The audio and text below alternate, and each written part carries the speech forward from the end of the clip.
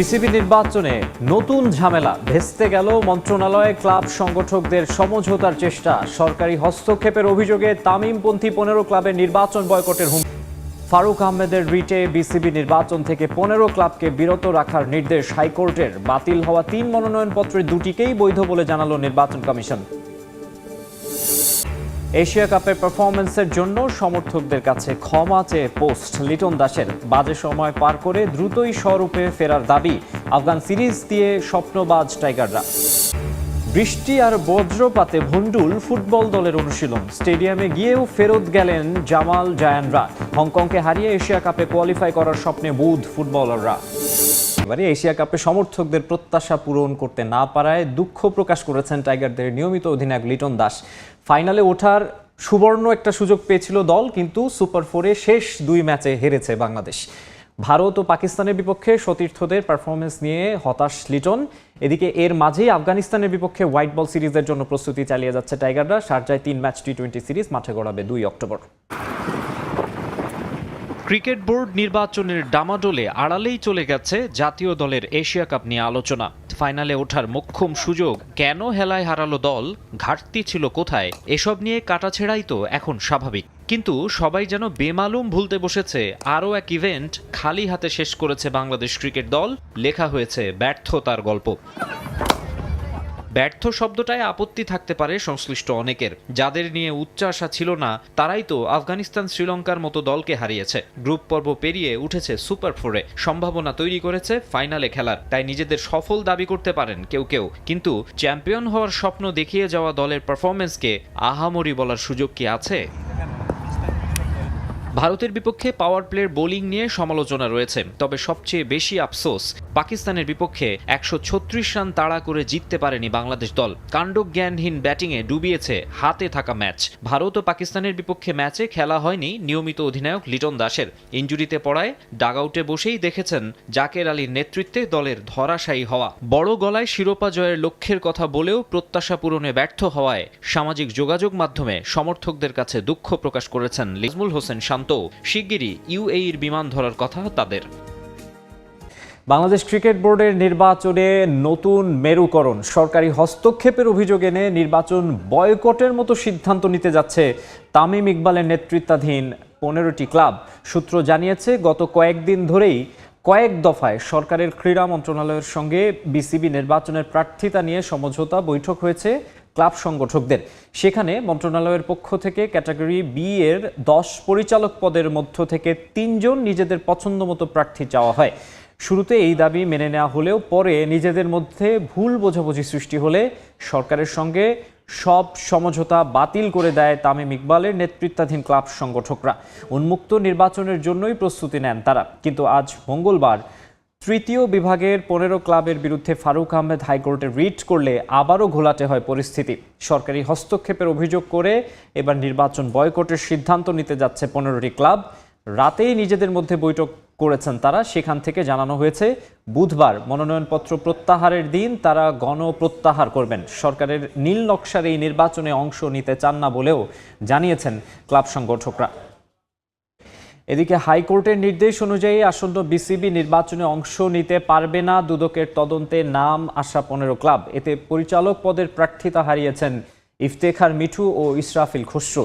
আর শুনানিতে প্রার্থিতা ফিরে পেয়েছেন জামালপুর জেলা ক্রীড়া সংস্থার আব্দুল্লাহ আল ফুয়াদ রেদওয়ান এবং রাজশাহী জেলা ক্রীড়া সংস্থার হাসিবুল আলম। শুনানিতে ফুয়াদ প্রার্থিতা ফেরত পাওয়ায় সরাসরি নির্বাচিত হওয়ার সুযোগ পাচ্ছেন না আমিনুল ইসলাম বুলবুল এবং নাজমুল আবেদিন ফাহিম।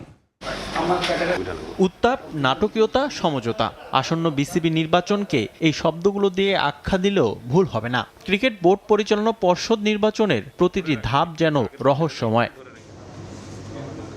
বিসিবি নির্বাচনে মোট 51টি পরিচালনা পদে মনোনয়নপত্র জমা পড়ে। তা যাচাই শেষে 3টি মনোনয়নপত্র বাতিল ঘোষণা করে নির্বাচন কমিশন। মঙ্গলবার প্রার্থিতা ফিরে পেতে আপিলের সুযোগ পান প্রার্থীরা, যেখানে জামালপুর জেলা ক্রীড়া সংস্থার আব্দুল্লাহ আল ফুয়াদ রেদওয়ান এবং রাজশাহী জেলা ক্রীড়া সংস্থার হাসিবুল আলম প্রার্থিতা ফিরে পেতে আবেদন করেন। মোট 5টি আপিলের শুনানিতে প্রার্থিতা ফিরে পান শুধু 2 সংগঠক। সর্বমোট 5টি আপিল দায়ের হয়েছিল। তার ভিতরে আমরা 2টি আপিল মঞ্জুর করেছি আর 3টি আপিল নামঞ্জুর করেছি। আমরা 2টি নমিনেশন পেপার বৈধ বলে ঘোষণা করেছি, আর একটি বাতিলই রয়ে গেছে, কারণ সেখানে প্রপোজার সেকেন্ডারের সিগনেচার নিয়ে ডিসপিউট ছিল, যে প্রার্থী ওনাদের প্রপোজার সেকেন্ডারকে আনতে পারেননি, এই কারণে আমরা ওটা বাতিল করে দিয়েছি। এদিকে আসন্ন বিসিবি নির্বাচনে অংশ নিতে পারবে না দুদকের তদন্তে নাম আসা 15টি ক্লাব, এমন সিদ্ধান্ত জানিয়েছে হাইকোর্ট। তাই আদালতের আদেশ মান্য করেই চূড়ান্ত সিদ্ধান্ত আসবে বলে জানিয়েছেন প্রধান নির্বাচন কমিশন। এতে বাতিল হয়েছে ইফতেখার মিঠু ও ইসরাফিল খসরুর প্রার্থিতা। কোর্টের অর্ডার দেখে তারপরে আমাদের ব্যবস্থা নিতে হবে। কোর্টের অর্ডার আমাদের কাছে আসতে হবে, আসলে আমরা ওই অনুযায়ী ব্যবস্থা নেব। যদি কোর্ট ওদের বাতিল করে থাকে তাহলে হয়তো বাতিলই করতে হবে।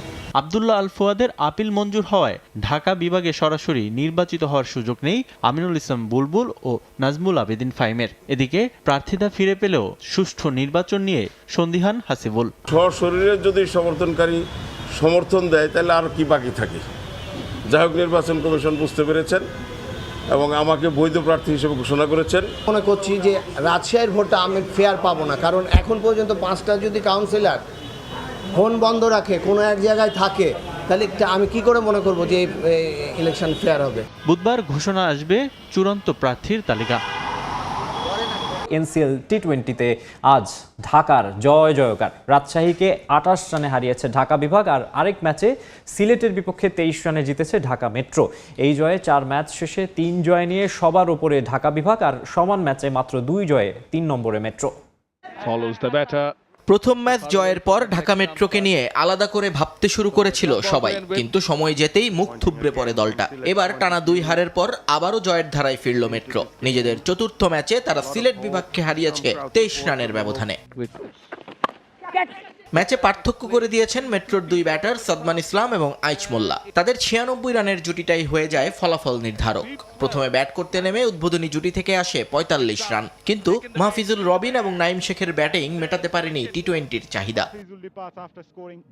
সেখান থেকে দলের হাল ধরেন সাদমান এবং আইচ, দুজনে মিলে করেন 60 বলে 96 রান। 32 বলে 49 রান করে নিজের গায়ের উপর লেগে থাকা টেস্ট ব্যাটারের লেভেলটা একটু সরানোর চেষ্টা করলেন সাদমান। তিনি 50 করতে না পারলেও মেট্রোর জার্সিতে অভিষেকেই 50 পেয়েছেন আইচ মোল্লা। ইনিংসের শেষ বলে এবাদত হোসেনকে ছক্কা মেরে 50 পূরণ করেন তিনি। 33 বলে আসে 53 রান। তার ইনিংসে 2 ছক্কার সঙ্গে ছিল 6টি 4-এর মার। দলীয় স্কোরবোর্ডে জমা হয় 161 রান। জবাব দিতে নেমে নিয়মিত বিরতিতে উইকেট হারায় সিলেট। 9 উইকেটে তাদের সংগ্রহ সাকুল্যে 138। দলের হয়ে সর্বোচ্চ 24 রান করেন খালিদ হাসান এবং অমিত হাসান, আর 23 রান করেছেন আসাদুল্লাহ গালিব। ঢাকা মেট্রোর সবচেয়ে সফল বোলার শহীদুল ইসলাম 24 রানে নিয়েছেন 3 উইকেট।